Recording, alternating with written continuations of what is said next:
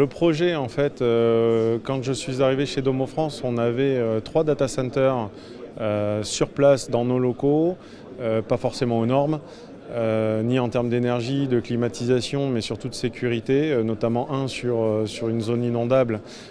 Donc il fallait qu'on réagisse.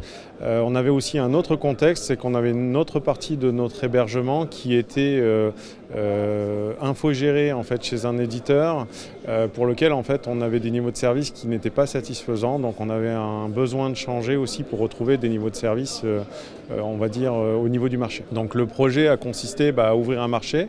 On est soumis aux règles de marché public pour consulter un certain nombre de partenaires qui nous accompagneraient justement pour la construction en fait, d'une infogérance et être en mesure non seulement d'héberger ce qui était déjà infogéré, mais en plus tout ce qui était hébergé sur nos 3 data centers.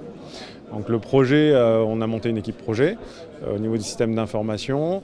C'est un projet qui a duré à peu près 1 an en termes de préparation, notamment en termes d'architecture, pour choisir les bons outils, parce que c'était vraiment une refonte dans l'hébergement, pour mettre en place notamment du Nutanix, qui nous permettrait d'avoir de l'hyperconvergence de haute disponibilité.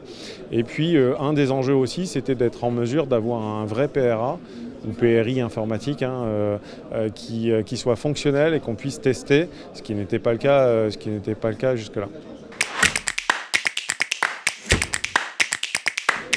Alors les moyens, donc au-delà de l'ouverture du marché, on a constitué une équipe projet qui a réalisé la consultation et une fois que le partenaire a été sélectionné, en fait, suite à cette procédure marché, en fait, on a réalisé le projet avec l'équipe projet, l'infrastructure, la sécurité et le partenaire qui a été retenu, qui lui aussi a monté toute une équipe projet, un chef de projet, un directeur de projet et puis des personnes plus techniques pour nous accompagner sur le sujet. Oui, bien sûr. Donc le partenaire qui a été retenu, c'est Adista. Je le connaissais d'une ancienne vie, mais ça n'a rien à voir parce qu'il a été sélectionné, on va dire, par les règles de marché. Donc je connaissais en tout cas la réputation de ce partenaire-là et son sérieux. Donc en fait, il a monté son équipe projet pour nous accompagner et faire en sorte de tenir les délais.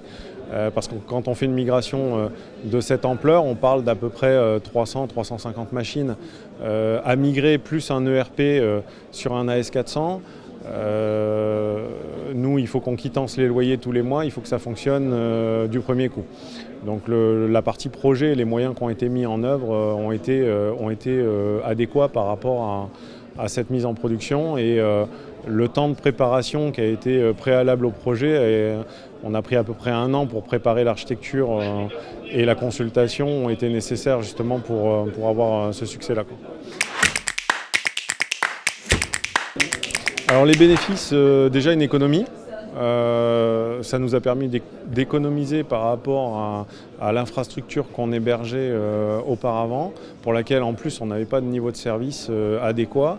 Là on a à peu près une quarantaine d'indicateurs de niveau de service divers et variés qui sont suivis de manière scrupuleuse tous les mois en copile avec notre partenaire Adista.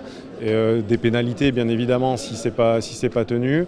Et donc ça a permis un petit peu de monter le niveau de jeu en termes de niveau de service, un gain financier, un gain en termes de performance parce que l'architecture qu'on a mise en place, notamment avec Nutanix via Adista, est beaucoup plus performante que ce qu'on pouvait avoir auparavant. C'est à peu près les gains qu'on a. Et puis un PRA, j'en parlais tout à l'heure, le fait qu'on puisse effectivement tester un PRA. Aujourd'hui, chez Domo France, on teste notre PRA tous les ans. Donc là, le prochain test est prévu pour juin. On a fait déjà un test l'année dernière en conditions réelles, c'est-à-dire qu'on bascule et on reste sur le site de secours pendant un certain temps pour s'assurer que tout fonctionne bien, que la synchronisation des données fonctionne bien. Et ça, c'est un des éléments que notre direction générale souhaitait avoir pour les rassurer en cas de grosses problématiques. Des conseils à donner, je dirais que c'est un type de projet qu'il faut bien préparer. Nous, on a pris effectivement 1 an pour bien choisir l'architecture, choisir les technologies qu'on allait utiliser et préparer le plan de migration. Je pense qu'il faut pas négliger ce temps-là pour préparer ce type de projet et pour être en mesure justement le jour J que ça se passe correctement, quoi.